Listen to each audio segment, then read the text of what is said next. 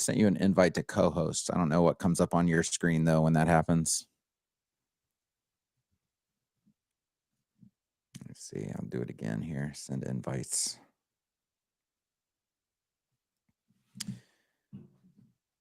There we go. All right. Let me ask before we get started. Do I sound okay? Because it didn't give me an option to choose the mic. I would probably prefer. It does. It sounds fine. Yeah. Okay. Perfect. Yep. Cool. All right, guys. This is another episode of WP Town Hall. I talked to Mark a little bit. We decided every 5 episodes or so, we're gonna switch it up and do a special guest. We're gonna do less debate and just more of like a general topic for discussion. And today, I wanted to talk about e-commerce. We have Adam Preiser joining us today, which is he is the founder of SureCart. I'm sure he's going to tell everybody more about him if you don't already know who he is. But it's a product that I'm super excited about. And I'm actually very, very excited about this kind of transition that I think WordPress e-commerce is currently going through. And it's a transition that I think is desperately needed. But I want to say hi to Mark real quick. How you doing today, Mark? Doing great, Kevin. It's good to have Adam here. I'm super excited for this conversation. I'm ready to dive in. Absolutely. And as we normally do at WP Town Hall, you guys listening are still able to be part of the discussion. So if you're joining us on X Spaces, there are 10 open speaker slots available. As we mentioned last time, we've kind of made it a little bit easier. You just jump into the speakers pool and you just hang out there. The first 10 people that get into the speakers pool are the speakers for this episode. And so we'll go through you guys. You have, 5-7 minutes, whatever, to kind of kick things off and talk about whatever you want to talk about, ask whatever you want to ask. And then you can just stay in the pool and continue to be part of the discussion as we roll forward. I want to start by just having Adam quickly give his little intro, let everybody know who he is and what he's up to. Well, first, thanks for having me on your show. And I got to say, this is pretty clever to have it be a town hall format, right? This is something I think is actually really good, where people can ask questions. Good questions, hard questions, but questions nonetheless. But I don't have and also thank you for getting my last name right. It took me back to my my school days where the teacher would always mispronounce it, but you nailed it, so I really appreciate that. But I don't have like a rehearsed opener. But as a lot of folks know me from my YouTube channel, I always like to say I'm that bald guy on YouTube. Try to own the bald head, of course. I started with YouTube just randomly in 2014, 15, I took it seriously. Came out with a product for WooCommerce in 2018, just making the pivot there. And through the experience I got with WooCommerce, having multiple WooCommerce stores, making products for WooCommerce, in 2022, we launched a product called SureCart, which is a different way of doing e-commerce on your WordPress site. Since then, it's doing pretty good, actually. Just the other day, we passed another milestone, 70,000 websites using SureCart, which is good. Now, there's a long lead time from when you put SureCart or an e-commerce tool on your website to when you take your first transaction. So the main challenge we face is to help people get to that point where they do the first transaction on their website. There's usually a few month lead time, so we're trying to get that reduced. But it's been a challenge. The hardest thing I think I've ever done is to do an e-commerce tool, because you don't realize when you start how much needs to be built into it for regulation. Just the regulation in Europe alone, the EU, is a little tough. You have to account for all of these things, and then taxes, and then it's just a never ending. But we're having a blast. I have 2 co-founders, and we've become great friends. They both ironically live in Wisconsin, and it's going great. So I'm happy to be here, talk through SureCart, answer any questions people have, even the tough questions. Excellent. I love it. So I kind of just open the discussion with this. You know, I don't know what everybody's experience is with e-commerce and WordPress. You know, some people only do e-commerce. Some people never do e-commerce. There could be people listening that, you know, they just don't touch e-commerce. Maybe they want to touch e-commerce. I don't know. Maybe they've been turned away by the existing options in e-commerce. But overall, what I think is obviously WooCommerce has dominated the landscape for a very long time. I'm not super excited about that. I've never been super excited about that. I've kind of steered clear of e-commerce because WooCommerce was the only option in town. And I am super excited that there are more players coming to the table now. You mentioned that, you know, when you're first starting out, first of all, I guess two things. Did you initially start SureCart as an alternative to WooCommerce, or were you trying to do something different than WooCommerce, and then it's kind of graduated to this point? And two, why do you think the landscape of options for e-commerce and WordPress is so small? Why do you think there are no other players really challenging the status quo? Is it because of all of the technical difficulties? Well, those are great questions. So the first one is regarding, so when we launched SureCart, we had a much more narrow scope. We were thinking of more just digital products, services, subscriptions, things like that. That's why from day one, we've been very strong with subscriptions. Most of our merchants heavily use the subscription feature that we've built, and it's there's second to none with all the options you have to take subscriptions. But when we released it, people were like, well, where's the shop page? Well, where's the product page? You know, these things that they expect with e-commerce. And we very early on decided, well, we do need to not pivot this. When you release a product, you don't want to sit there and build it for 5 years and then release it, because you don't know if it will even have been worth those 5 years. You just got to get that thing out there. And so we initially were going after digital downloads, digital products, and subscriptions for services, not physical products. But you can sell anything. But we quickly identified, okay, we got to put our big boy pants on and compete with Woo. But I don't actually view it that way. WordPress is an odd space, right? Where, you know, you can be friends with your competitors. You might want to, you know, have a strong competition, but you're friends at the end of the day. There is that weird aspect that you probably don't see elsewhere, and camaraderie there. So we are actually an alternative to WooCommerce, but I like to say, you know, we're the good neighbor. You know, we're their neighbor. You'll use us for this. We're probably better fit for you. Or if you have these other requirements, that's probably the better fit for you, and we're good neighbors. It's called the good neighbor strategy. It's actually a real thing. So that is that. I actually forgot your second question. I should be writing these questions. The technical implementation of creating something like this. Is that why you think the landscape maybe is so sparse with options? Oh, yes, absolutely. That's actually a great question. So there was another e-commerce system. It's probably like 6 or 7 years ago. Most of the folks that maybe been in WordPress only last few years and never heard of it. But it was another e-commerce platform that was an alternative to WooCommerce. They were getting started. It was under that iThemes was the parent company, and this was when they were like a big deal. They had backup plugins and all that. Corey was the founder of that, and they came out, and it didn't go anywhere. And I bumped into Corey 2 years ago in Washington, D.C. when we went to WordCamp US, and I said, "Hey, Corey, you gotta tell me what happened. You guys were you guys are doing what we're doing years ago. What happened?" And he echoed all the challenges that I already knew.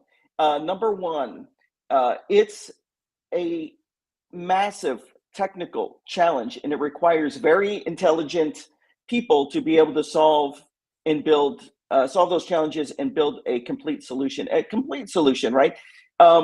Where there's taxation, there's shipping, there's the VAT validations, there's like so many different invoice numbering has to be, it's like a never ending compliance, and it's very challenging. But the other side of the coin is what makes it very hard, and why they failed is, are you going to trust the brand new e-commerce system?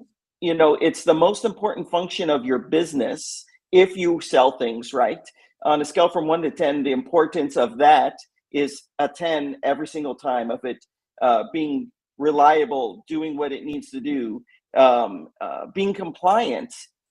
And so it's very hard to get someone to trust the new e-commerce system and actually use the new e-commerce system, because it's such a mission critical component of your business. This is why people will just default to WooCommerce.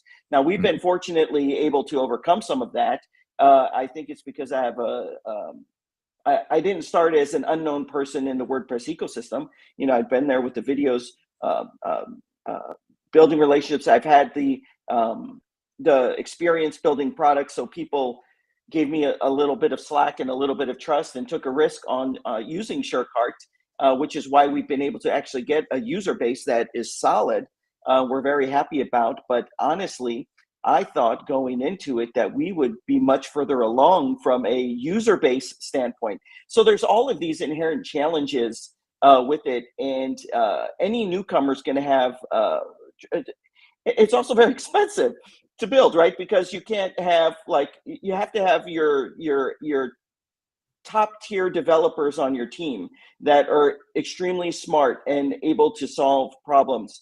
I'm not that guy. You guys all know I'm not a developer, but both of you guys, Mark and Kevin, you guys have met Andre and have met Ben.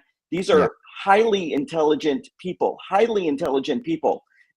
So, and they're the ones building or leading the building of SureCart. So I think it's unfortunate that there aren't more options, but I can understand now, having gone through this for 4 years, that it's extremely challenging even for me. I've got resources, I've got connections, I've got an audience, and even still, it's hard. Yeah, it's it's not easy. You know, we are doing the stuff with automatic CSS, Etch, all of this. It's a real thing, and we saw what happened with North as well, North Commerce. You know, their challenges that they've faced as well. Like, this isn't just a little productivity enhancement plugin or something that people can freely say, oh yeah, let's experiment with that, and then if they like it, they keep it. If they don't like it, they get rid. This is like, you know, you're putting your trust and faith in this plugin to run your entire store, and all of the payment implications, like you mentioned, all of the shipping implications, like you mentioned, tax implications. It is a big hurdle to get people to say, I trust this team enough, or I trust this product enough. It's kind of like a chicken or egg concept, because you don't have any users, and everybody's like, I can't trust someone that doesn't have any users. And it's, how do I get the users if they don't trust, right? It's like, it's crazy. And there are people, because you're prominent on YouTube and you have a big following. This just always happens to anybody in your position, right? This is even in my own inner circle. People have said, I don't know, I don't like the vibes that I get. I don't like the whatever. And I'm like, guys, like, I've met these people in person. Like, you just mentioned your team. I mean, not only highly intelligent, but extremely like, I have a very strong trust radar for people, right? And like, you guys are top notch. Everybody that I've met that's involved with SureCart is top notch, from skill and reputation standpoint. So that was never a thing for me. And I've actually spent a bunch of time convincing other people to, like, no, you need to switch to this. And, you know, for many different reasons, but I think you guys have nailed it. And I'm super excited about what SureCart brings to the table and where it's going. I want to make sure I give Mark an opportunity to jump in here if he's got anything. No, yeah, it's all great stuff, guys. I mean, like, I want to echo that too, because I had a lot of different topics and ideas here for while we have Adam. And one thing that I think is a little different, because my background's a little different than Kevin's. I know that you Kevin, you've steered a little bit away from e-commerce stuff. I like it because I like the complexity of it, but at the same time, coming from like years of using WooCommerce, it can be like get basically to be a cluster like very quickly. There's a huge third-party ecosystem. It's vast, it's versatile, but something like SureCart that I've recently tried like within the past year and everything, and now I'm running it on my personal site.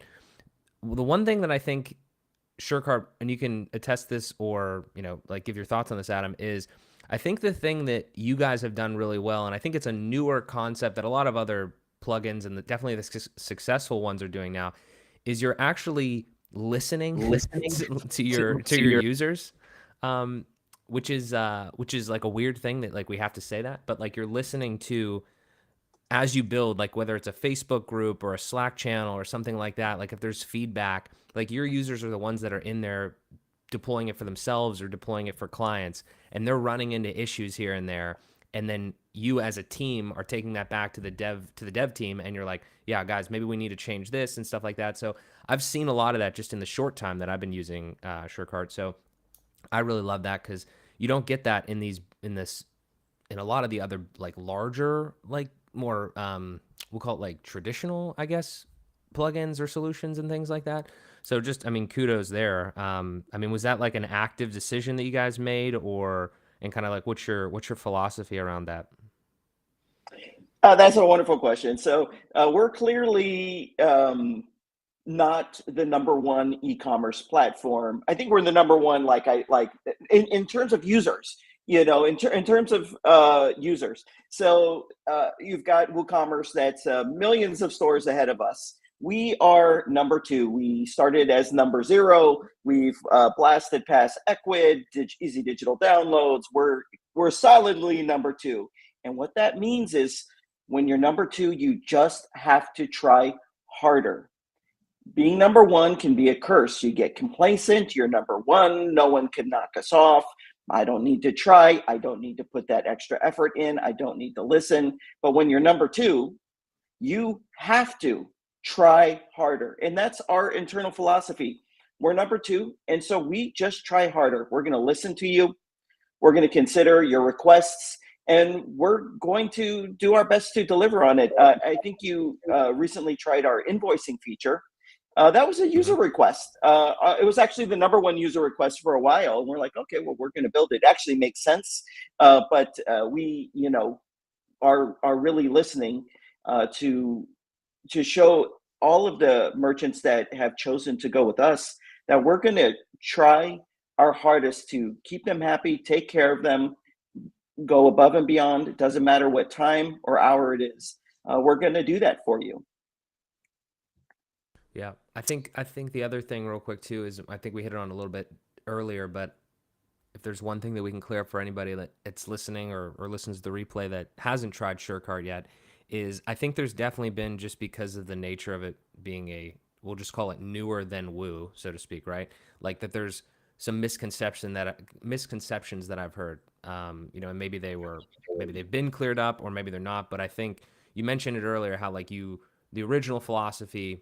And I remember when like you released the very first beta of SureCart, like the initial philosophy was digital only. So I think I still see like people here and there saying that you can't do physical products. So I'm pretty sure that's a misconception. Some other capabilities and things like that. And there's just like, once you start playing around with the tool itself, there's a ton of little things in there. Like, if you ever want to do plugin licensing, right? Like it has licensing built in now, right? We talked about we started talking about 3.0. The release here of like invoicing, and now you can do custom post types and custom fields and all that. So, I mean, there's probably a laundry list of things that have kind of been a little of misconceptions and stuff like that. But I feel like, do you get a lot of that? Do you see a lot of that? Is there anything specifically that you hear more than others that it's like, no? Oh, the other, real quick, I'll add this too. The other big thing that is super beneficial, and I think is at least misunderstood probably, or not fully understood by a lot of people, is the nature of like the headless aspect to it, or like, kind of how that works technically and things like that, just because it's newer and probably better. I don't know if you want to hit on any of those types of things, but just any sort of misconceptions that you see out there in the wild that come up a lot. Yeah, well, thanks for bringing that up, and that always gets me in the gut. So we started rolling out our feature set for physical product stores and, for traditional e-commerce. And we, shop page, product pages, shipping rules, all the things necessary for inventory tracking, all the things, return processing. I'm sorry, they just keep coming to my mind as I'm talking.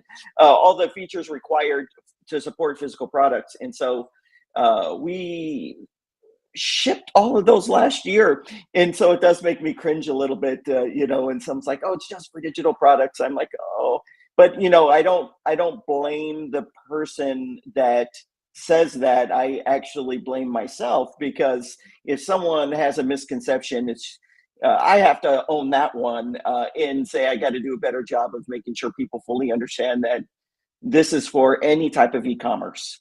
Physical products, we have the full feature set for everything you want to do there. So, but that does kind of make me cringe a little bit when I have heard that said, because it's always said in a dismissive manner, like, oh, but that's just for digital products. But that's okay. That just means we need to do a better job, and identifying why people still might have that perception. And you brought up another point of SureCart being a platform powered. So essentially, most of the merchants, they just use SureCart. It's all fine. But there are, since there's a plugin component and a platform component. So in a basic sense, SureCart is a SaaS platform. However, everything is done locally on your site. You now have a custom post type. You can add custom fields. You can do all those like customization things that you want. You manage your store fully on your site, but technically none of that data is sitting there clogging up your database. It's all protected in our platform, which can have infinite scaling. I mean, we use the same tech stack of Twitter, which handles tremendous surges of demand. Probably last week was an incredible surge for Twitter with all the news going on. So we do have this platform component where we're able to provide more of a managed experience for merchants.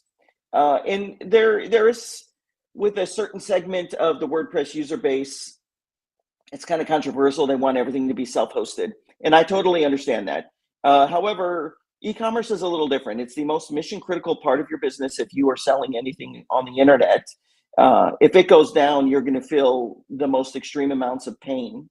And so when it comes to reliability, active sellers value that above all things, right? Because if you can't take orders, you're not making money, you don't have a business. And e-commerce is this living and active thing on your website. It needs constant eyeballs and monitoring. So because we have this platform, we're able to spot an issue before anyone even knows there's an issue and resolve that. So a lot of the problems that plague self-hosted, completely self-hosted, our merchants don't experience. For example, something as basic as and common for agencies, right? Or just anyone with a website, you're going to have to make a staging site at some point, right? To make some changes safely and then push it across. You can't do that with self-hosted e-commerce because it's living and active on your site. If you make a staging version and then a couple orders come in and then you push staging to live, you just lost those orders in your database. You don't have that problem with SureCart. It's the platform is this what's called the single source of truth, and because of that, a lot of the problems that plague self-hosted e-commerce, you're not going to experience. That's actually a huge problem that we've had with. So when we redesigned the automatic CSS website, we're on easy digital downloads for software licensing, which I despise. And I've been pressing the team so much to like, hey, we got to switch over to SureCart licensing. Now we did for Etch, like just out of the gate for Etch, we're on SureCart for software licensing, but obviously switching something like automatic CSS, it's a big project to get everybody switched over, but I want to make it happen. But that's a huge thing with EDD. Like we we have to like hand migrate around EDD. There's no just like easy, like, okay, we got the new design ready, let's migrate it into the, like, you have to manually migrate piece by piece around, because you can't touch EDD. It's just absolute nightmare. So I think that's one of the, and the same is true for e-commerce. It's not just a software licensing issue in WordPress. So I think that's a huge thing that people should consider. It really is, especially, so I didn't talk about this prior, but this kind of goes with what Mark was saying about us listening to our users. Every year we do a survey in December. We ask, hey, what do you want? Or what do you don't like? We want all the information. Last December, it was clear agencies want more customization, which has led our development path this entire year. But if you're an agency, I understand why agencies have stayed away traditionally from e-commerce projects because of the added complexity. If you ask people that use traditional self-hosted plugins like WooCommerce or EDD, what is it that you don't like? What is it that's causing you to not want to use these tools? You've used it before. What don't you like about it? The number one thing is their dependency on add-ons and extensions. Metoric put out a report. They do reporting. It's a reporting solution for WooCommerce. It's a couple $100 a month. We have similar features built into SureCart for all merchants. That's beside the point. But they put out this great report, and it said that the average WooCommerce store has 28 plugins on the site. If those plugins have just one update per year, as an agency, you have to manage over 330 plugin updates, where you've got to do the update, you got to make sure it didn't break anything, and this didn't cause a problem with that one, and this, and then, that's 30 different vendors that you got to know, who do I reach out to fix the problem? I mean, it's a mess. So we want to be an e-commerce platform that agencies can feel confident in, that their customers are not going to, all that, the burden of all that work doesn't fall on the agency, right? It's just like this seamless thing. We got you. So there's just these basic things of having a site that are much difficult with fully self-hosted solutions.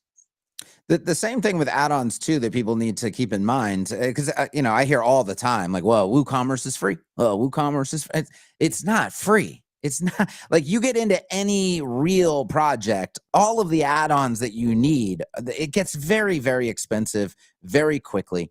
And things like software licensing, I think I pay $1,000 a year for EDD or something like that, right?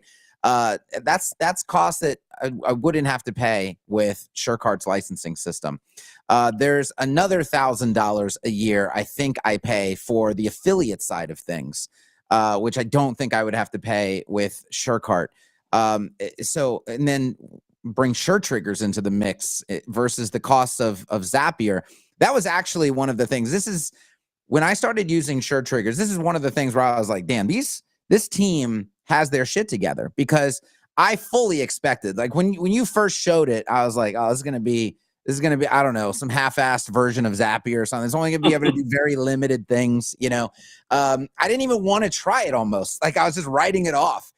But Zapier kept getting more expensive, and they changed the UI, and it, to me, like got harder to use. There were certain things I wanted to do with it, and I was like, you know what, I'll give SureTriggers a shot. So I install, I start setting it up, and I'm like, man, this is like it's not just good. It's not just as good as Zapier in my opinion. Like it's easier to use. It's easier to do more advanced things. It's more enjoyable to use, has a better UI. Like all of the boxes were checked for me. And then the way it seamlessly works with SureCart, and then all of the integrations that I'm able to do that I want to do behind that, I very quickly moved everything off of Zapier and saved a bunch of money doing it too. So there's a lot of good reasons. Just if you're looking for financial reasons, we got to get rid of the WooCommerce is free thing. Because there's a lot of financial reasons for using SureCart, in my opinion. Yeah, it's funny. We come up against that, especially in our ticket desk. Well, WooCommerce is, you know, this perception, and this is actually something else we're working to solve right now. We actually are going to release some new. I don't know if I've mentioned this to you guys or if I've talked too much publicly about it. We are releasing new pricing plans and the problem we're trying to solve is the perception that we're expensive. And I think it's just one of the drawbacks maybe of the WordPress ecosystem, and we're trying to be more agency friendly. But when I sit there and I add up our feature set and what it would cost with WooCommerce comes to like over $3,000 per year for a similar feature set. Now, obviously, not everybody needs all the things, right? So you need half the things, you're still at $1,500. We'll say you need 25% of the things, you're still at $900 a year, and that's the reality. And guess what? That doesn't even come with support. I don't know if you knew, like if you have a problem with WooCommerce, good luck. There's no one to go to. And these are usually complex problems. Maybe with your database or something like that, or some negative interaction between plugins. And so actually WooCommerce does have a support plan. I think it's I was sharing a screenshot the other day. I think it's like $250 per month. And so, I'm like, don't you dare tell me that SureCart is expensive. When you look at all of these things, but I understand where some people are coming from as well, especially the agencies. But and I'm glad you've tried SureTriggers. SureTriggers is like the secret sauce because you can do insane things all automatically with SureTriggers. We're about to, we recently released an invoicing feature where we're going to make it so you can just automatically create invoices through automations and send them to your clients. So you're really able to do things that are just not possible with WooCommerce or traditional e-commerce, especially when you mix in SureTriggers because we control it. And Kevin, we have, like, we're there for you. Like, if you need to contact Zapier, good luck. If you need to contact us, I think you had a question about Notion the other day, and there was some kind of limit, and we were able to get an answer over to you. And we're here for. We just have to try harder. I'm always going to go back to that, and this is ingrained in all of our teams. We have to try harder. We have SureTriggers, same thing. We're the underdog. Well, not so much the underdog. We're like the top platform now for WordPress. But we're the underdog compared to like a Zapier. We're gonna always try harder. Love it. I want to echo that real quick because as we've been talking, I've been like, there is a list of things that I've used on past projects, like past WooCommerce projects, and then now if you have, I can't speak to specifically what plan, but we'll just say like the full feature set of SureCart. Like obviously all of the normal, we'll call it standardized e-commerce stuff that you could possibly want. Like when you think of an e-commerce platform, you have that.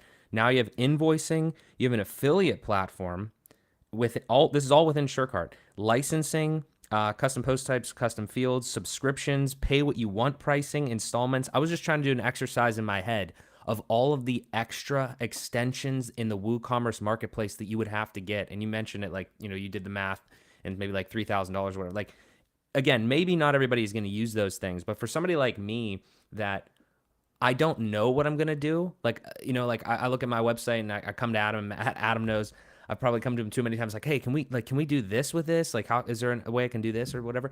And it's like, it's just, there's so many options here, and I didn't have to like expand my tool set any further or try to like vet other, plugins and things like that. So it's just, I don't know. There's just there's a lot rolled in here, a lot of value.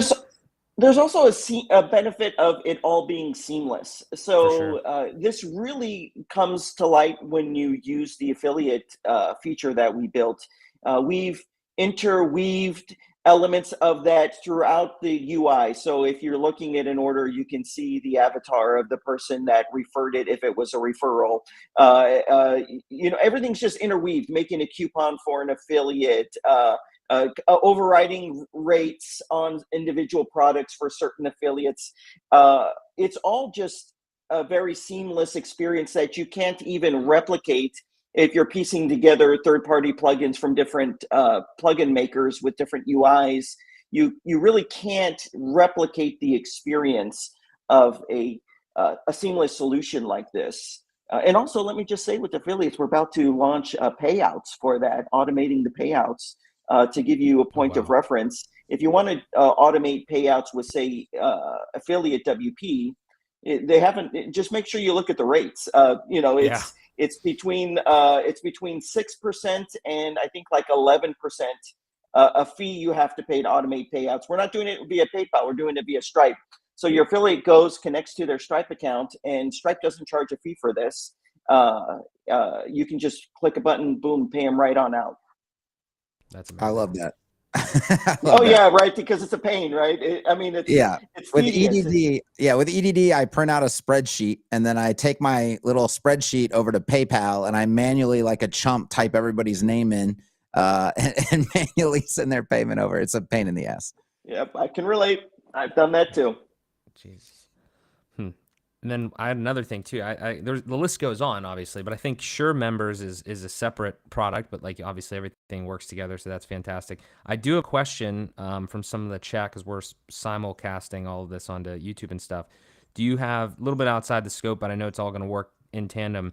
How is Sure Dash coming? Do we have any sort of an ETA on anything there, betas or anything like that? Because it's going to be, you could heavily intertwine that. I'm excited to play around with the possibilities there. Yeah, so let me mention to all the listeners, we started about 6 months ago building a new product called Sure Dash. Well, Sure Dash is the working name, but we're gonna use that name. I mean, I had to pay like $3,000 for the domain, so we better use it. And the idea there is that it's a community platform that will unify and create this. It's going to be similar to like Circle, to create a polished, beautiful, seamless, logged in experience or portal, whatever you want to call it, for your website. So someone logs in and it blends. You can basically do whatever you want with this thing, right?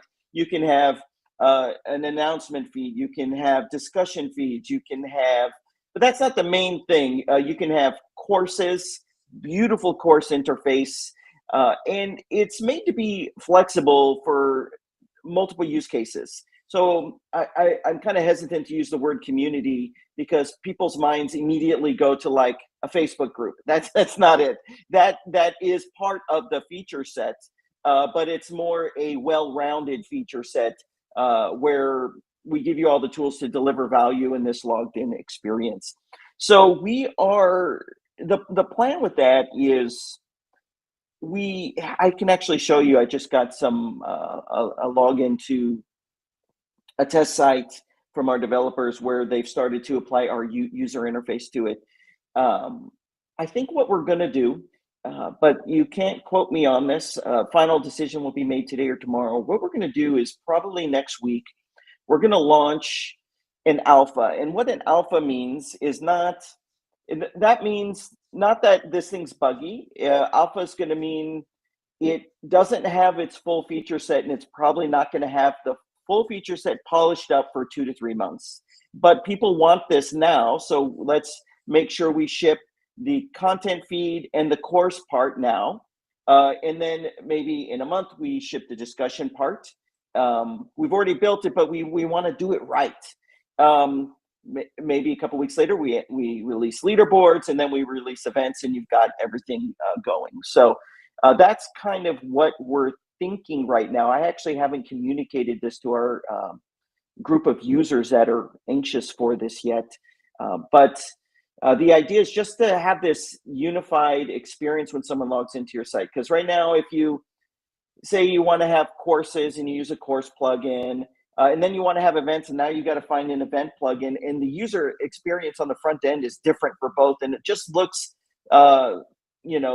just strung together. And so we're trying to solve that problem. I think I can work on how I describe it for the future, but that's the description I'll give it right now. So that's kind of what we're thinking as of today. That's awesome. I'm probably going to experiment with it for the Etch community. at minimum. Like I'm super excited about it. Obviously, Circle's great. It's great. It's expensive. I think I did ask you. There is one of the challenges is the mobile side of things, like the app side of things, the notifications side of things. Have you guys discussed that at all more? Yeah, we've got to have that figured out. Like not like have executed a plan, but have a plan figured out by next week when we start letting people have access to SureDash. This alpha. Remember, alpha doesn't mean buggy. There might be a bug. It just means it's not the full feature set. We don't want to call it a beta because that assumes it's the full feature set. So we're going to call it an alpha. There's some ideas that we have there. Ultimately, what I would like to do would resemble this. There's a core app for it. So it's not like a white labeled app, although I'm sure that could be done at some point. And there might be like a QR code in the app where they would pull up the camera, scan a QR code that would be displayed inside of your SureDash instance. And then that would configure everything for the user. And then they could get push notifications and things like that. But that's a high level idea. We have to see how far we can execute on it. But I do know that is a big part of what makes Circle work or Facebook work when you're on the go. Excellent. I do want to put this out there for everybody as a reminder. If you're in the X Spaces with us, you can come into the speaker pool.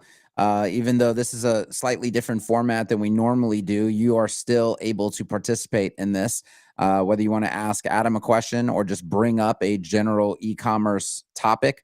So feel free to raise your hand there, hit the button to jump into the speaker pool, and we will bring you on. I also have a bunch of people watching on the YouTube stream, and I'm sure Mark does as well. And there's a bunch of comments rolling in there. I kind of want to put this out to everybody. Like if you are, maybe you haven't tried SureCart yet.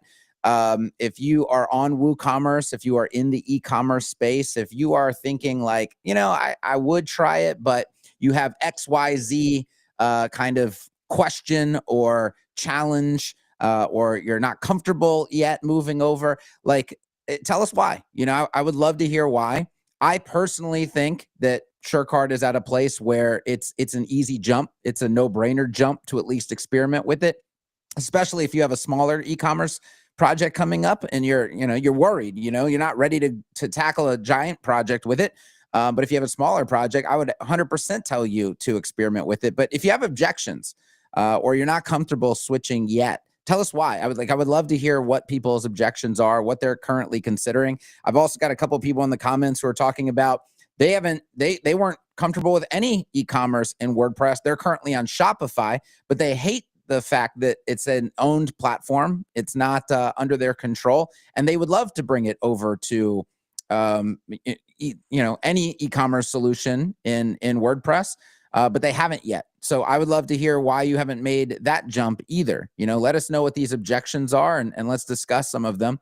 We have Ruben in the speaker pool right now. Ruben, are you with us? Yeah, I am. Can you hear me? Yep. Yeah, I've got a question for Adam. I'm curious, what's your approach or philosophy on third-party devs for SureCart? I know I've used WooCommerce on a handful of sites, and it's always feels like a gamble when I install third-party plugins because I don't know how well they're developed. So, yeah, kind of curious what your thoughts are on that and what your approach would be. Yeah, that's actually a really good question. So it's actually good. It's a sign of a good product when there are third-party developers that want to and actually are making add-ons for it. For SureCart, we have one, and we're about to have a second one. And what we do is, it's actually a good thing, right? Because obviously we're not going to build everything. So like some of these niche things that someone might want, we're probably not going to build because it's so niche. We need to build what all merchants are going to use or most likely use. So what we're doing is being very communicative with them engaging them, being very communicative with them to let them know what we are going to be doing and what we're not going to be doing, or what we're not going to be doing for a while, just due to our long-term plans. And so we do encourage them, if someone's a third-party developer and wants to develop something for SureCart, we are very encouraging for it. In fact, there was someone that sent an add-on yesterday to me that I think it's like a points and rewards system. And I had to ask him to change his product name. So with that, our approach also is, don't make it sound like we're the ones making it, because we don't want you to make market confusion. So don't call it Sure something, because that would immediately put in someone's minds that we made it. So call it whatever for SureCart, please. We've got trademarks for everything, of course. But also, if a third-party developer makes something that we're already planning on making, but they just release it quicker, that's not going to make us change our plans. We're going to still release the same thing, because it's kind of a double-edged sword a little bit, because some people are coming to SureCart because they don't want to feel like they have to add a third-party add-on.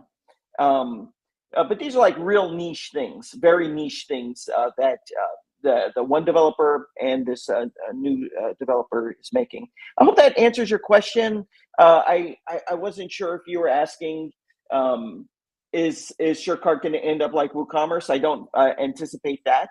But we do have an open API, and our code in the plugin is fully open, and people can make it do things that are kind of outside of the scope of an e-commerce plugin. Yeah, that answers my question. Yeah, thanks. Okay, thanks. Awesome. Thank you, Ruben. We've had SK kind of bouncing in and out. Are you with us? I'm going to call you SK. I'm not going to tackle this name every single time. Sathi, are you there? Yes. Can you guys hear me? Absolutely. All right. Okay. So I was driving this, so I'm going in and out. But with that said, Adam, I remember watching you like from 10 years ago, how to make a child team kind of thing. So I've learned a lot from you. Thank you for that. But with that said, a lot of my clients, so I run an agency in Asia, right? So a lot of my clients during COVID, they needed WooCommerce or like some kind of e-commerce solution. And that's why we went into WooCommerce. And I quickly realized that WordPress is not a shopping cart, because, you know, it becomes super bulky and some of the plugins won't update in time. So it'll just randomly break, and you're going to have a lot of security concerns and all that. And we cannot go to clients and be like, oops, we chose the wrong plugin. And they will be like, no, you guys are the tech people, and you guys are supposed to figure it out, right? So we went through all of this, and then we ended up like, you know, switching all of the clients on our own cost to Shopify to avoid all of these problems, right? But I've been looking at your product, and I want to go to clients and pitch a product, but I'm not exactly sure how to do that, because you guys are not a name brand yet. And I would love for you to tell me, like, how can I go to my clients who are interested in e-commerce, are already using Shopify? Because we introduce it to them, right? Because WooCommerce is just totally, completely, utterly shitty. How can we like pitch your product now? Give me the pitch, and I want to try it with my clients, and I've been like playing around with your product, but I'm not exactly sure how to sell it to clients who have real money, real business, and this is in Asia, right? So we also need to like figure out the multilingual part, but I think we can figure that out. But more towards like how to pitch such a niche, new up and coming product like yours to a client that's like already using Shopify and all that. Well, that's a great question. I appreciate you posing it to me, and I will do my best to answer that. So we're getting into some sales aspects of it, which I really appreciate. So SureCart is actually not new. There was someone had made like a video recently that I had some objections to. They were calling SureCart new, untested, and all this kind of stuff. And I'm like, we've kind of been on the market for 4 years now. Well, we've been building it for 4 years. We've been on the market for about 2.5 years. We have social proof of merchants being successful. If you go to the plugin repo, it'll show 70,000 stores. And by the end of this year, we'll pass 100,000 stores websites have SureCart running on it. So I believe there's enough social proof there. to show people that it's not new, it's not something that you have to worry about with reliability. It's not something that you have to worry about with are they going to be around in a few years. We're, knock on wood, if you understand the e-commerce business, you'll know that there's a certain point that you get to where you're kind of too big to fail. So, kind of like the banking system of 2018, too big to fail. We're certainly just too big to fail. Like we're a very reliable platform. So I think the angle that I would take is what are the reasons they wouldn't, like, what are the reasons why it would be better to not have Shopify and have it, the e-commerce experience married to their WordPress site as well. And I would approach it from that angle. There's more seamless experience. I'm assuming that these clients also have a website, but the e-commerce is on Shopify. So there's a wonderful benefit of having it all seamlessly integrated on your website from a branding standpoint, from a customization standpoint, all of these things. So versus having separate websites essentially, right? Because that's kind of what Shopify is, like a website. There are lots of benefits. I think I'm struggling here to answer your question so well. I mean, it depends also if your clients care about the costs that they pay for things, because we actually don't try to highlight the cost benefits of using SureCart, but there are significant cost benefits to Shopify. Our core feature set is not like a similar core feature set of what you get with Shopify. For example, with the revenue boosters of cart abandonment, order bumps, one-click upsells. At the very least, they should be using cart. Every e-commerce store should have cart abandonment, integrated affiliate platform, everything working seamlessly together on your website. When you add extensions to Shopify, it gets really expensive. You think WooCommerce is expensive, it gets really expensive. So there's also cost benefits there as well.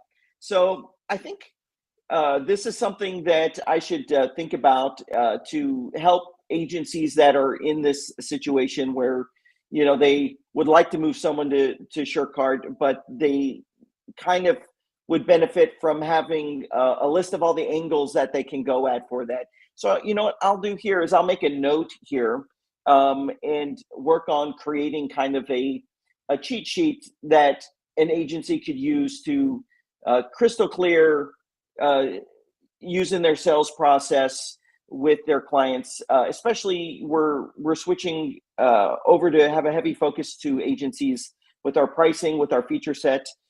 So that's my best job at answering that. I hope I did okay. Yeah, I think I should have refined the question a bit and told you about who are my clients. So these are like, personal trainers, people who sell stuff online. They used to have like, brick and mortar, but during COVID, they transitioned to selling it online first, right? Which is why like your product fits their need, right? They can sell the membership, they can sell their training and all that, process the payment, all that. But the thing is that they have heard of the name brand Shopify, right? And it's kind of easy to sell because if you go to Shopify website, they have like the use cases like how X and Y personal trainer is using our product. Like, that's like already broken down. So I'll just show it and we'll discuss it and they get it, right? But when it comes to like new products, sometimes they're like kind of scared because, it involves money, their bread and butter kind of thing. They don't want to take a chance unless it's already like enough, as you say, like social proof or like something that's already there. You get what I mean? So I totally get what you mean. I think Kevin was going to jump in. Let me add one thing. One of the things we are working on is we're going to be having a new website probably in the next 3 months that I think are going to help with this case that you're talking about. We'll have better use cases, but we'll also have case studies because I think that's what I hear you saying. Because Shopify, number one, obviously it has the brand recognition. But number two, you go to the website and they've got the case studies here and they do a really good job of that. I mean, you gotta you got to hand it to them. I don't know if you've seen on Twitter when the CEO is, I think he's the CEO or co-founder, he's going after brands saying, "Hey, I feel sorry for you. We could take this over for you," and then he wins them over. He does an amazing job of that, and Shopify is definitely top of their game. And we'll make those improvements because we have merchants. I don't know if you're in our Facebook group, but we had one merchant like 2 weeks ago sharing, "Hey, this," and it's the same niche as you, by the way. Here's my client. They processed $1 million in the last 8 months using SureCart. They love it. And then that caused someone else to share their case study. And so we have tons of those. We just have to gather them and present them on our website. But this is something that we have already started working on to level up our own branding. I mean, this is just me being like vulnerable here. Level up our own branding and have those same things there to make it easy for agencies. I really appreciate you posing that question. SK, it sounds to me like if I'm hearing you correctly, you trust SureCart. You would go with SureCart. It's your clients needing to be convinced to greenlight that. Is that what you're saying? Safi? Oh, he fell off again. Maybe he's maybe he went out of his zone. He said he was driving. Also, if he comes back, I'm sure SK is going to come back there. The thing I would add to that, Kevin, is we should roll into this kind of topic. Like, it sounds like this isn't even a question of like Woo versus SureCart. This sounds like a Shopify versus SureCart, which is a really big topic that I'm sure Adam can hit on, but we'll kick it back over to SK. But like, that's an issue in e-commerce land, not just WordPress land. So SK, did you have anything? It's not just an option against Woo for sure. It's not. We should be having that Shopify conversation. SK, you back with us? Yes, I am. Sorry, guys. So I want to make sure that I don't make the same mistake I made like during choosing WooCommerce. So when I go with the clients, right, I gotta go with them and be like, "Hey guys, we know we introduced Shopify, but there's this another product that have like these X, Y, and Z feature that we like, and I gotta really evangelize it, right? So it'll be helpful if we have like examples. We'll have some kind of case studies in their same group, so that it doesn't seem like, oh, SK is going to make the same WooCommerce mistake again. You know what I mean? Yeah. I think for me, because you said, who are your target market or your general customers again? Yeah, so these are like people like trainers, people who do like things from home, like therapists and all that, who used to do it brick and mortar, but during COVID they transition over to doing it online and all that. What are they selling? They're not selling They're digital, selling their right? services, their sessions, all that online. Their memberships, their courses. Are they selling local or are they selling all over the place? All over the place. Okay. So like, to me, those kinds of customers, no brainer, should be on WordPress with SureCart for all of the things they just get out of WordPress, right? Like what is the case you've been making to them over going with Shopify? I made a mistake, guys. WooCommerce sucks. Let's go with Shopify. Well, SK though, what's the downside been though? Like, honestly, I feel like this, what Kevin's saying is this is more of like an actual like marketing. It's more of a marketing platform question rather than just the e-commerce thing. Right. So like SK, so like you have this conversation with them, you tell them to go to Shopify because Shopify is a solid e-commerce platform. But from all my experience, Shopify sucks for like, it's not everything a CMS. Else. Yeah. It's like, it's really good at one thing, which is fun, kudos.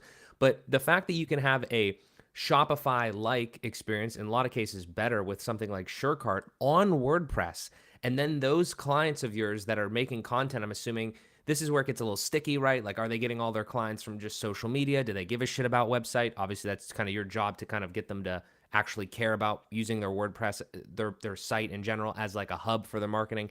But I'm seeing a lot of opportunity there to kind of, paint WordPress with SureCart and all the other things that WordPress brings as an opportunity, a really good play for them. They could build something incredible, like a whole marketing hub right on their website. There's probably, pros and cons to doing those types of things and everything like that, but I love going that way personally. So 100%. And then tie that in with what's capable with Sure Triggers. That to me is a no-brainer. Like if you're going pure e-commerce, okay, that's a tough conversation. Do I go WordPress and SureCart versus Shopify? When you have somebody in this niche who absolutely should be doing content marketing, absolutely should be doing a lot of stuff with their website outside of e-commerce, and then wants a very seamless experience, wants a very controllable experience, a very extensible experience that's not going to be insanely costly as Shopify is, without the downsides and limitations that come with Shopify. To me, we're choosing Shopify in that situation. That's not even Shopify's strength, right? Shopify's strength to me is just pure e-commerce. If you have to do a bunch of stuff outside of pure e-commerce, you should 100% be on WordPress. So I think, SK, this is one of those areas where you have to pitch the entire thing to the client, right? Not just this e-commerce piece. Pitch the whole vision of how this marketing tool comes together and all these pieces fit together, and then reassure them, because we are talking about a platform in SureCart that does have a massive team behind it, that does have a massive amount of money behind it. This is not a test case scenario, right? It is a very stable platform. It is a platform that's going to be around a long time. So this is where your client has to lean on you. And I know you don't want to make a mistake like you made with WooCommerce, you feel. I don't feel that that's going to be a mistake in this regard. But they really need to lean on your expertise and what you know to be true about these things, and not just focus on brand and name recognition and market share. Can I? Yeah, I Good, think guys. that if Adam can put together examples, then I can just point my client to have a look at it, and then can be a conversation, because now the website kind of looks as if this is something for people like developers to use. It doesn't seem like something that somebody who's popular on Instagram, who's a really good trainer and whatnot, want to use. You know what I'm talking about? That's what I'm looking for, which is what I asked Adam for. I think this is a really, really important question though. And I'm excited to continue to see this evolution here, SK, as Adam gets more the case study type thing going on. Cause I think it just makes sense to, I feel like everybody that we're talking here, that this is the way to go. But I think it's a really important question that I don't think we got fully answered here. When you say that you made a mistake going from Woo to Shopify, or Woo didn't work out, so you went to Shopify, was there something that was was there a shortcoming of the WooCommerce setup? Did something happen there, or was it just we need to go to Shopify? What happened there? Yeah, I can talk about this for hours, bro, because I lost a lot of money on this. But one of the things that happened is when you're testing out WooCommerce, right, when it's 10 example orders and everything, it'll work perfect. It'll work with no issues at all. But over time, some plugins will catch up with WooCommerce version, some won't. Some plugin will catch up with the payment systems APIs and all that. Some won't. So over time, you'll have this kind of weird thing that's happening, right? So everything will start failing. And then when you have 10 orders and then you shift and scale to 100 orders per week and all that, you will end up seeing a lot of issues and you don't even know where to start. You see what's happening? And then your clients are hey, I'm losing orders. My people are complaining to me about this order didn't come in, all that. And then we will look as if we don't know what we're doing. So that's what happened.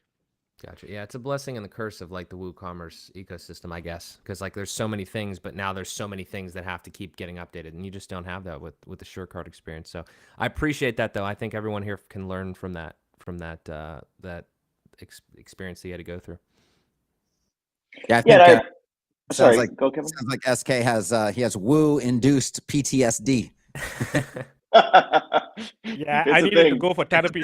It's a real thing. Go ahead, Adam.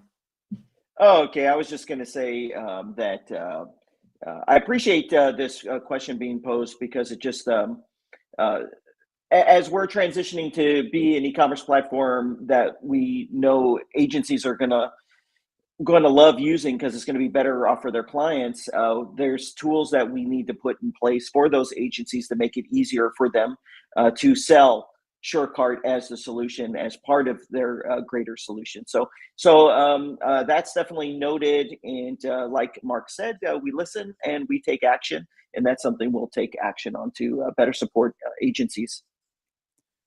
Rob, are you with us? I am, thank you. So my question is, I'm ready to jump to SureCart. I've been running a WooCommerce store for over a decade now. And we have a situation where we sell a photography course, an online course, and it is the only one that is acknowledged by the software manufacturer, and they sell it in their marketplace. And we have an arrangement with them where they sell our course to their new customers when they buy the product, the software. They recommend our course, so they are taking the sale on their end, and then we provide them with a coupon. So we provide them with a list of 1,000 coupons in batches, and then as those sales happen on their end, their person is provided a coupon, which blasts them over to our website. They create the account on our LMS, and then they get into their course. So the only sticking point with switching our site over to SureCart is simply this feature of being able to somehow put 1,000 coupons into the system. And I asked, and I was told it couldn't be done currently. And my question really is, this is the only sticking point, and I'm wondering if there's any kind of workaround. In my mind, it would be a simple CSV that would be provided somehow into the system, and then that would update a batch of coupons into the system. And I'm just wondering if, like, with this being the only thing holding me back and I want to jump, I can't think of a way around it without somehow having that functionality. So how many coupons do you need to generate per month? Per month, that's not really how we do it. We would do it, say, 1,000 every 6 months. 1,000 every 6 months. Okay. Yeah. So yeah, we don't have an option in there to bulk create coupons.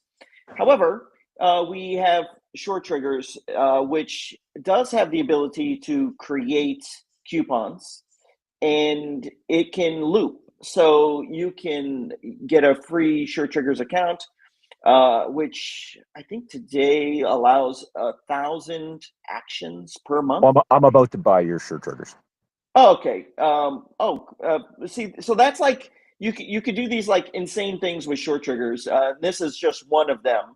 So things where you might, in like say the WooCommerce ecosystem, might have to go buy a third-party plugin or something like. You just do it with short triggers. But you can create a workflow that's a loop, and you can have it loop ever many times you want to have a coupon code for, and it will make the coupon. Put it wherever you want, maybe a Google Sheet or some Notion database. You can push that coupon to wherever you want to have it output as a list. And then it would just loop, and it would just keep doing that. So you just say, I want 100. Click enter, boom, and it just does it. That's just one example. We do cross-store selling ourselves, by the way, and we pull that off with short triggers. So we recently launched a form plugin. There's a lot of great form plugins. I'm not saying anyone should switch to this, but we have our own. And we used our one-click upsell feature to sell and upsell to short triggers. These are entirely separate stores. And so we leveraged short triggers itself to automate creating the customer in short triggers, emailing the customer, here's your login, here's your new account, thank you. So like there's this, it makes it real easy to do these things like that. Well, that's beautiful. In fact, just you telling me that there is a way to do this, I don't even need to know the answer right now. But just you saying it's possible, I can look into it. So that is very promising. Thank you very much. Actually, I'll make a little video on this, because so when you're an agency or just someone that has e-commerce, you might have some thing you need to do that is kind of not a regular thing you need to do. It's kind of intricate. Short triggers can always solve those problems. But I'll make a quick little video for you. I've got a note already written down on how to bulk create coupons, and I'll do that for you. Beautiful. Thank you so much. All right. Thank you, Rob. Appreciate it. Guys, let's do a last call on people jumping into the speaker pool. If you want to come on and ask Adam a question or talk about e-commerce in any way, shape, or form, jump into the speaker pool now. We do have some openings, and while we do that, Mark, I don't know if you have any questions coming through on your YouTube. I do have questions coming through on mine, so I'm going to hit just a couple of them here, and you can jump in with any you have on your end as well. the Boulder asks, I'd love to move all of my physical product stores to SureCart. How are you guys doing on shipping integrations and inventory? He says, I guess I'm asking, what are the big updates so far for physical product stores? Great. So we have inventory management. We launched that, I think it was late last year. So when you go in there and create your product, you can manage the inventory right there. You can create variations, variable products, all that kind of stuff. So we have that there. Now, when it comes to shipping, we have shipping rates and all that. Shipping zones, everything you'd expect with shipping. What we don't have, but we are going to be tackling here real soon, is real-time shipping calculations. So right now you can go in there and you can set the zone, you can set the rates, you can set the methods, and they'll dynamically show based upon how you've set it up. But we're not integrated with, say, UPS in the United States. I am, UPS is everywhere, or FedEx to pull down a real-time rate. We just don't have that yet. So we will take whatever feature requests you have regarding that. There's one more thing with regards to shipping that we just started working on, and that would be with the shipping services and fulfillment services. So we're working on that as well.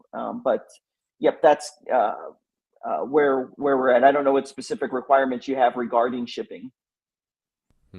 I got one we can touch on. I got Derek Hansen over on YouTube. What makes WordPress great is options to build options, and people can build businesses around like anything in WordPress. So the question for you, Adam, was how do you see SureCart and WooCommerce coexisting? Yeah, so I alluded to this in the beginning of the town hall, which is the good neighbor strategy. That's where, I will say, if you have extremely intricate requirements, WooCommerce, you're going to be able to go and get, be able to fulfill most very intricate requirements with that. With SureCart, you might not be able to if there's very intricate requirements. For 95% of use cases, SureCart's going to go above and beyond anything that you need today or need tomorrow. But if you are someone that has really intricate requirements, we might not have that capability right now. If you know what that intricate requirement is. We did build Shore Triggers as a way to kind of bridge the gap to do some really amazing things. But you can always reach out to our support desk. We have a pre-sales team that's there to answer any like specific questions. But anything that we do, gosh, this is not going to sound right, but I'm going to say it anyway. Anything we do that WooCommerce does, we're going to just do better. Let me just put it that way. When it comes to how we manage pretty much everything, I was going to go to our subscriptions and installment plans and things like that. But pretty much whatever they do that we also do, we will do better. Gotcha. Makes sense. We have David and Alex both in the speaker pool. Let's go to David first, if you're there, David. Thanks, Kevin. This is really a simple question. I've got a client that I'm rebuilding a WooCommerce site. Well, it's WooCommerce in the sense that that's all what I've used with respect to. They want to potentially turn it into an e-commerce site at some point, but right now they just want a request for quotation. So this is pretty simple. Is you have a single product page instead of you have an add to cart. Could you have a request, add to a cart, then becomes a request for quote? And I was going through your documentation. I see Surly has a series of add-ons that potentially could help, but thought I'd ask you, Adam, directly from the source. Yeah, so it depends on what the flow needs to be. And I'm glad you actually brought this up because I was going to make a video. I've been thinking through a video to make on this making a store like this, especially as it ties in with our new invoicing functionality. So one thing you get out of the box with SureCart is the ability to make templates for your products. So everything on a product page is templatized, right? So you can have multiple templates that have different designs or whatever. You can add things in and remove things. So the way I would tackle this, and it might not meet the exact flow that you're talking, that you require, but I would go in there and create a new product template. I would remove the add to cart and the buy buttons, and I would put in a button from my page building tool that says request a quote. And I would probably have that trigger a modal where they can just pop in their name or whatever you wanted them to put in there. And then they would push a button and then you would receive that response. You could start the correspondence. What's nice about the invoicing feature is then if they do want to purchase, you can create an invoice that gets sent to them for them to actually make that purchase. So it's a solution for request a quote, but it's not going to be like add it to the carts and then I'm doing like this traditional checkout flow. But I wonder, is that really what would be required in that case, or would just having your own button with a modal or something suffice? Well, I don't know if it's required. And here's what the client asked me. They said, it would be nice if somebody's looking at a product and they said, okay, this is these folks, they're a wholesaler of clamps that are imported, hose clamps. So, they have somebody comes and looks at a product, says, okay, well, yeah, they have this size. They click on it and they see what the dimensions are, etc. It's a variable product. But they would like to be able to say, well, I want to add this to, because that won't be the only thing I'm looking at potentially. I'd like to, I'd like to consolidate all these, requests. And could you take that information and populate it into, call it a form on another page, and then they have, a cart page, if this makes sense. And then they just click one button and it says request for quote, and they get an email with this information. And it's the products that they've populated, so it's not going through a full checkout with respect to it's just going to a cart page, and then from there it would just be sent via email. If that makes sense. Yeah, it does make sense. I'd have to actually think about how that could be pulled off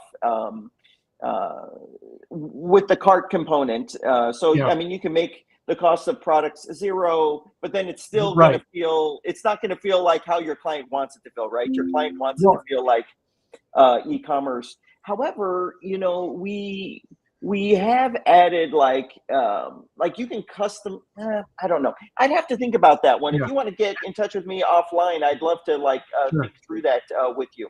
And just to clarify, Adam, that they don't want pricing to be shown, because the pricing is it fluctuates a lot, and and it's just they don't want to show their competitors what they're selling, on a quantity of package of 100 clamps, what they're selling at, at a price that they're selling at. So so it's kind of a unique aspect, and to be honest, I'd love to get WooCommerce is just, it's clunky. It's just clunky, and I've used your products in the past, and I think they're really built for the user. That's exactly it. Yeah, we try to build everything for the end user, but still have the power for the developer or the implementer to be able to accomplish what they want. But I like your use case. If you probably know how to reach me, if you could reach out to me, I'd like to explore that further with you. Real, thank you. I appreciate your response. Yes. Yeah. Thanks, David. Yeah. Real quick on that too, David. I literally had that happen to me before in the past. I had to do that with WooCommerce, and I think there was a plugin or something that I used at that point. But I'm very interested in that use case too, so I'll work with you guys and Adam and see if there's anything I can experiment on my end. Well, there's all the requests for quotation plugins that WooCommerce add-ons, but in my opinion, they all do something a little bit different, and there's always something missing, and they're clunky. I don't know if that's a good way to explain it. Yeah, and it's a perfect fit for our new invoicing feature where so if we made it where you could request a quote via the cart system and just do it a little different there. Right. And you can fully customize that checkout experience to make it look like I'm now just requesting a quote for these products. There's no shipping and stuff like that. You can make it feel how you want it to feel. And then later send out the client can send out the invoice to actually collect the payment. It fits in perfectly with what we are doing already. Excellent. And just one last question. I think I know the answer to this, but I just want to check in. You guys are now integrated with Bricks Builder, correct? Oh yes, version 3 the final version got pushed out to everyone a few days ago. You can do spectacular things with Bricks. We put a ton of effort into that to get that done right. It's very exciting, but yes, fully integrated with the Bricks Builder, granular control over every little thing. Okay, excellent. And and I'm also an ACSS user, so so that's important as well. Absolutely. Excellent. We're about to do a bunch of work getting ACSS seamlessly integrated. So with everything that SureCart's doing. Yep, we want it. Good stuff. All right, we got about 8 more minutes to go. Let's let I got Ruben in the speaker pool. Ruben, you there? Ruben. Me, Ruben, or the other Ruben? Sorry, Ruben Garcia. Whoa, thank you, everybody. Can you hear me? Yes. Sir. Okay, thank you. I have a question. One of my clients, for Adam, has we moved her from WooCommerce to Shopify. They make about $20,000 a month selling makeup and fitness-related items that she does. The reason why we moved was because of the Shopify checkout experience, how they use, I think Shop Pay is what they call it, where you put in your cell phone number, then all your data kind of, regardless of what website you want, if they're on a Shopify experience, it's all unified, right? They put in the number, they count your credit cards on file. Is that something similar you guys offer for SureCart? Yeah, that's a great question. So we have a tight integration with Stripe, and I would probably dare to say that Stripe's link. I don't know if you're familiar with it. I'm sure everyone that's purchased anything online in the last 8 to 10 months has used the link.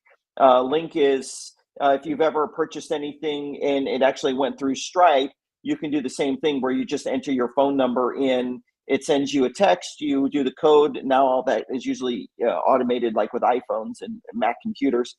And it's kind of like the same exact experience. And I would almost think it's probably better in the sense that Shop Pay only works for Shopify merchants. I'm sorry. Correct. Yeah, you're stores. right. Yeah, stores there. Where Link is not just one thing; it's like all across the internet. Link is right there, and so I think they might even have a larger user base. So we do support Link, and I was actually thinking it's a crazy idea of, will they let us use Shop Pay inside of SureCart? I think they might be actually opening it up. I was listening to one of their quarterly earnings, I think last quarter, and they might open that up. But we do have Link, and it's a very seamless integration with Link, which is a very good alternative to that. And it's becoming more and more popular each month. It's a little scary, but I'm interested in moving her over to SureCart. Yeah, I think it'd be a great move to have it all in one place. Her website, her blog, her brand, and all of that. And then when you mix in all it'd be a really good experience.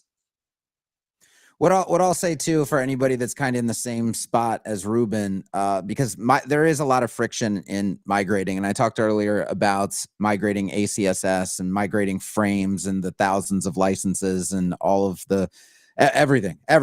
There's a lot of friction, and it's not it's a scary proposition, right? Here's the thing with SureCart.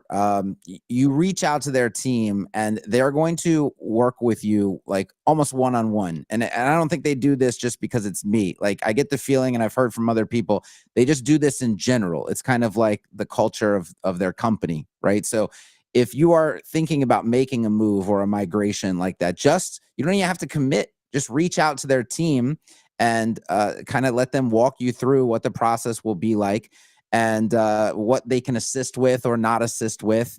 Because in my experience, they're just very open to helping people make these and this is not the kind of service, the level of service that you're going to get with Woo. And when we have people coming on saying like, hey, I really wish it did this, I really wish it did that. If those are good ideas, the SureCart team is the kind of team that is immediately going to start to implement that stuff. And Mark alluded to that earlier and talked about that earlier. And I've seen this in their Facebook group over and over again. They are 100% in tune with their user base. And when people have great ideas, their team implements those great ideas. You see them show up, and it's not a year and a half later, 2.5 years later. It's very, very fast. It's the kind of stuff that, one, you don't get elsewhere, and two, that should make you feel very, very, very comfortable about using a product like SureCart. Yeah, thanks for saying that. And we, like I said earlier, we just have to try harder. And it's in our culture to try harder because we're number two, and we're always going to have to try harder. And we want to try harder for to win everybody's business. Before we wrap, I wanted to just mention something that we have going live soon, specifically for agencies, because I know a lot of agencies, well, all the calls were like agencies. Is it okay to talk about something we have coming for agencies for a minute or two? Yeah, 100%. Absolutely. So we're releasing an agency program. Any agency can join this program. We're changing our pricing to be more agency friendly as well.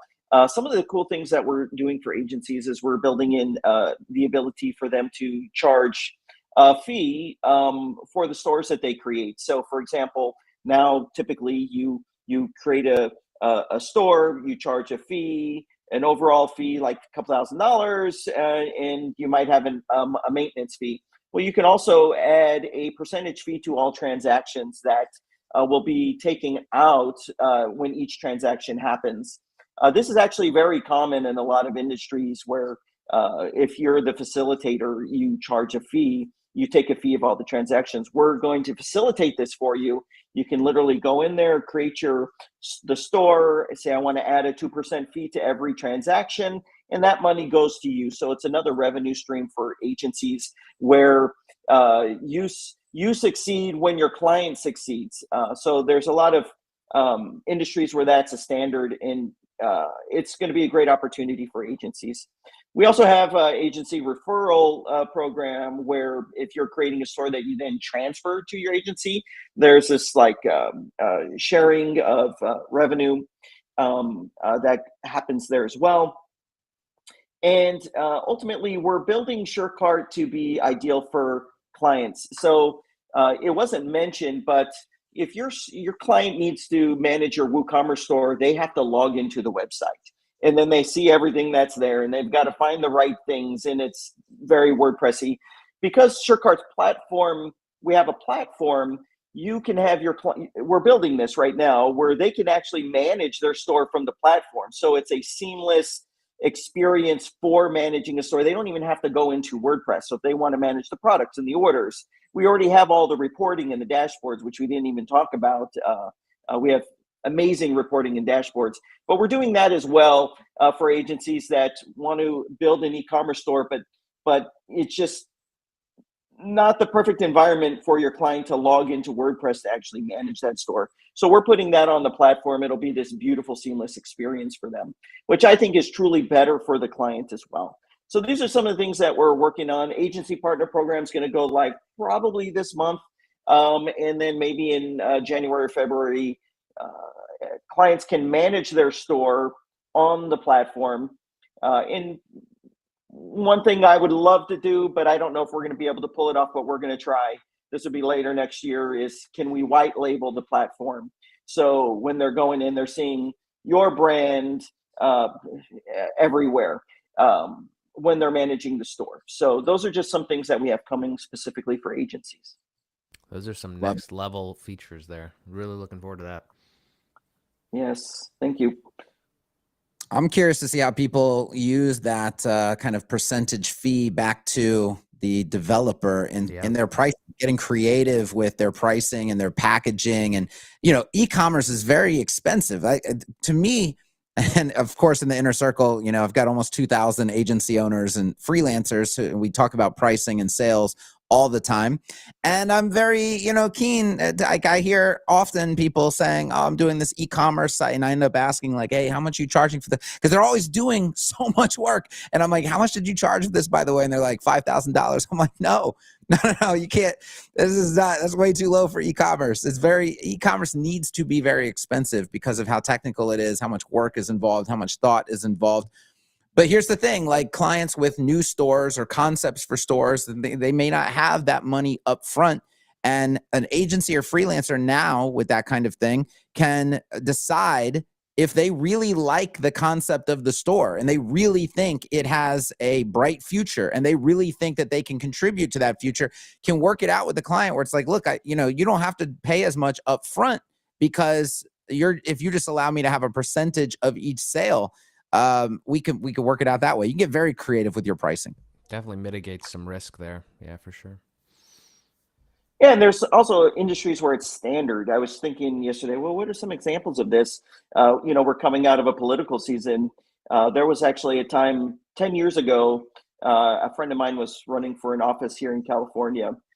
And I learned that all those fundraisers that get put on for politics, the guy organizing the fundraise is getting a 10 to 20% cut of everything that's raised, which was kind of eye-opening for me. But it's very standard in a lot of industries to have an extra percentage put on, for the person that's the implementer, the putting the whole thing together. It's very common. 100%. All right, Mark, we're going to close this out. You got any final thoughts for us? I think this has been fantastic. Adam, thank you so much for joining us, man. I think everybody had a blast. A lot of value here. Thanks for having me. I got to say, this is like next level kind of experience because I love hearing people's voices, them asking the questions. This is it. The WP Town Hall. It's not the same thing, where this guy goes on the thing and answers the same questions and tells the same stories. It's dynamic. I love this format. You guys are onto something here. I love it. Well, thank you for coming on, Adam. And thank you to all of the listeners who participated in the speaker pool today, right? Like that's the whole point of WP Town Hall is we want to hear from you guys. We want to hear from people in the WordPress ecosystem doing actual work, running into actual challenges. We're debating important topics and we're having on great guests like Adam Preiser. So thank you again, Adam, for coming on. This one is in the books and it will be out to the podcast listening platform near you if you want to catch it later. And we'll be back next week. Thank you, everybody. Thanks, guys.